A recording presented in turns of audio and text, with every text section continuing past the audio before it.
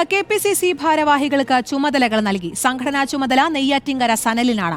ദക്ഷിണ മേഖലയുടെ ചുമതല PC വിഷ്ണുനാഥിനും മധ്യമേഖലയുടെ ചുമതല AP അനിൽകുമാറിനുമാണ്. ഷാഫി പറമ്പലിന് ഉത്തരമേഖലയുടെ ചുമതലയാണ്. റോഷിബാലാണ് വിശദാംശങ്ങളുമായി ചേരുന്നത്. റോഷിബാൽ, എങ്ങനെയൊക്കെയാണ് ചുമതലകൾ വിഭജിച്ച് നൽകിയിരിക്കുന്നത്? കൂടുതൽ വിശദാംശങ്ങൾ എന്തൊക്കെയാണ്? നേരത്തെ ചേർന്ന KPCCയുടെ നേതൃയോഗത്തിലാണ് ഇങ്ങനെ KPCC ഭാരവാഹികൾക്ക് ചുമതല നൽകാൻ തീരുമാനിച്ചത്. അതിൽ 3 മേഖലകളാക്കി തിരിച്ചു. അതിൽ PC വിഷ്ണുനാഥിന് തിരുവനന്തപുരം, കൊല്ലം, പത്തനംതിട്ട, ആലപ്പുഴ, കോട്ടയം ജില്ലകളുടെ ചുമതല നൽകി.